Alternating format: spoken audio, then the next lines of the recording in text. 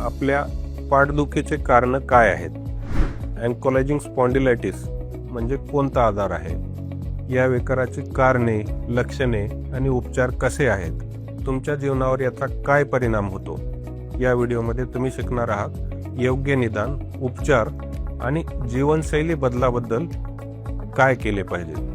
जाणून घ्या तुम्हाला कसे वेदना कमी करायचं. नमस्कार, मी डॉक्टर शशिकांत कुकाले, त्रिमूर्ती हॉस्पिटल लातूर येथे कन्सल्टंट जॉईंट रिप्लेसमेंट, आर्थ्रोस्कोपी आणि ऑर्थोपेडिक सर्जन म्हणून कार्यरत आहे. 15 वर्षापेक्षा अधिक अनुभवासह मी आर्थ्रोस्कोपिक शस्त्रक्रिया आणि सांध्याभोवतीच्या जटिल फ्रॅक्चरवर उपचार करण्यास विशेषज्ञ आहे. माझे लक्ष अचूकता आणि रुग्णांच्या पुनर्प्राप्तीवर असते. त्यांना सर्वोत्तम उपचार मिळण्याची खात्री मी करतो. धन्यवाद. चला तर मग जाणून घेऊया अँकोलॉजिंग स्पॉन्डिलायटिस, कारणे, लक्षणे आणि उपचार. अँकोलॉजिंग स्पॉन्डिलायटिस हा एक दीर्घकालीन आणि प्रगतशील म्हणजे सतत वाढत जाणारा सांधेदुखीचा विकार आहे. यामध्ये विशेषतः पाठदुखी आणि कंबरदुखीचा त्रास उद्भवतो, कारण मणक्यांचे सांधे व स्पायनल कॉलम हळूहळू जखडले जातात आणि शरीराची हालचाल मर्यादित होते. हा विकार प्रामुख्याने तरुण पुरुषांमध्ये दिसून येतो आणि योग्य वेळी निदान व उपचार न झाल्यास मणक्याचे हाडं पूर्णपणे कडक होऊन जातात व आपल्या ह्याच्यामध्ये आपल्याला पुढे वागता पण येत नाही. अँकोलॉजिंग स्पॉन्डिलायटिसची कारणे. हा विकार मुख्यतः अनुवंशिक आणि जेनेटिक ऑटोइम्युन डिसीज अशामध्ये आहे. अनुवंशिकता HLA-B27 नावाच्या जीन्समुळे हा विकार होण्याची शक्यता जास्त असते. कुटुंबातील एखाद्या व्यक्तीला हा विकार असल्यास पुढच्या पिढीत देखील होण्याची शक्यता जास्त असते. ऑटोइम्युन डिसीज म्हणजे प्रतिकार शक्तीतील बिघाड. शरीराची स्वतःचीच प्रतिकार शक्ती आपल्या शरीराच्या मणक्यावरती आणि काही सांध्यावरती परकीय समजून त्यावर आक्रमण करते. त्यामुळे सूज येते व ते सांधे कठीण होतात. ही ऑटोइम्युन डिसीज हे असते. पर्यावरणातील घटक, संक्रमण किंवा जंतू संसर्ग मुळे प्रतिकारशक्ती असंतुलित होते. त्यामुळे अँकोलॉजिंग स्पॉन्डिलायटिसचा धोका वाढू शकतो. कृपया व्हिडिओ आवडल्यास लाईक बटन दाबा, सबस्क्राईब करा आणि बेल आयकॉन बटन दाबा. त्यामुळे नवीन व्हिडिओ अपलोड करताच तुम्हाला सूचना मिळतील. अँकोलॉजिंग स्पॉन्डिलायटिसची मुख्य लक्षणं काय असतात? या विकारात लक्षणे हळूहळू सुरू होतात आणि ही दीर्घकाळ टिकतात. मुख्य लक्षणे खालीलप्रमाणे आहेत. नंबर 1, पाठ आणि कंबरदुखी.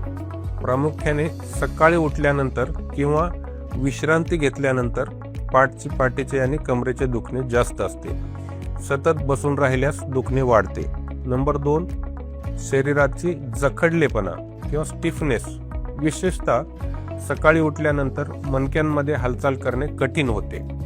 व्यायाम किंवा हालचाल केल्यावर काही प्रमाणात आराम वाटतो. नंबर 3, सांध्यांमध्ये सूज किंवा वेदना. मणक्यांच्या सांध्या व्यतिरिक्त गुडघेचे सांधे, नितंबाचे सांधे या विकारामध्ये सुजले जाऊ शकतात.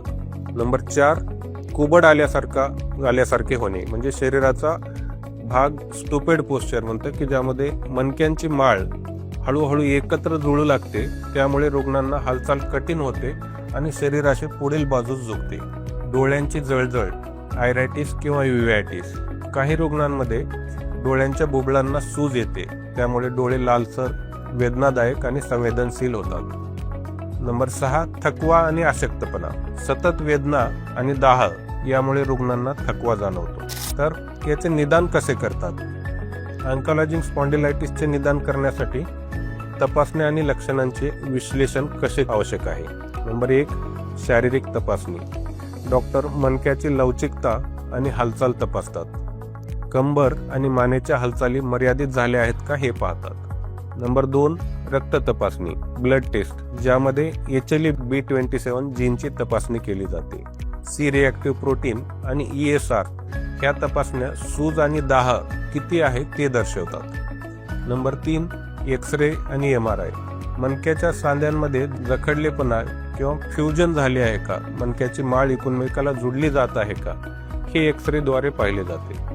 प्रारंभिक अवस्थेत MRI हे एक्सरेपेक्षा अधिक उपयुक्त ठरतो, कारण सूक्ष्म बदल झाला तरी तो MRI वरती जाणून येतो.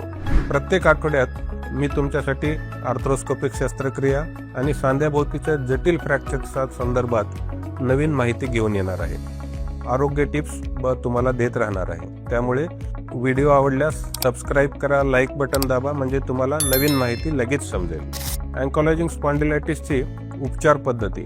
अँकॉलॉजिंग स्पॉन्डिलायटिसचा कोणताही कायमस्वरूपी इलाज नाही, परंतु योग्य उपचार घेतल्यास वेदना आणि हालचाल सुधारता येते.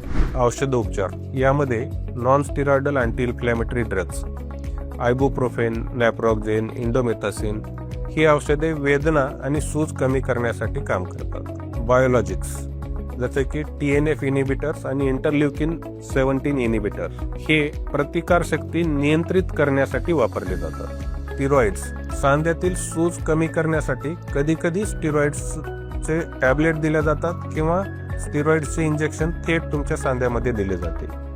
या व्यतिरिक्त फिजिओथेरपी आणि व्यायाम. दररोजचा ताणतणाव कमी करणे व्यायाम फार महत्त्वाचे असते. पाठीचा लवचिकपणा वाढवण्यासाठी स्ट्रेचिंग आणि पोहण्याचा फायदा होतो. योगासने जसे की भुजंगासन आणि ताडासन यामध्ये हाडे मजबूत करण्यासाठी मदत होते. जीवनशैलीतील बदल. चुकीची बसण्याची पद्धत सुधारावी आणि योग्य गादी वापरावी. लठ्ठपणा टाळण्यासाठी संतुलित आहार घ्यावा. धूम्रपान आणि मद्यपान टाळावे, कारण ते हाडांची मजबूती कमी करतात. शेवटचा उपचार म्हणजे शस्त्रक्रिया.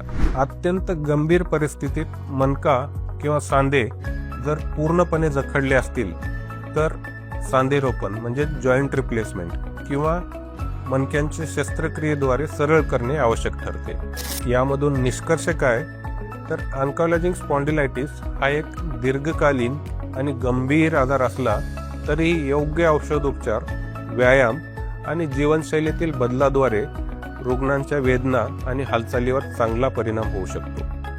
हा विकार पूर्णपणे बरा होत नसला तरी तो नियंत्रणात ठेवणे शक्य आहे. म्हणून लक्षणे दिसताच डॉक्टरांचा सल्ला घ्यावा आणि उपचार सुरू करावेत. लवकरात लवकर निदान होणे हे फार गरजेचे असते. व्हिडिओ शेवटपर्यंत पाहिल्याबद्दल धन्यवाद. तुम्हाला कोणत्या विषयावर माहिती हवी आहे ते कॉमेंटमध्ये नक्की कळवा.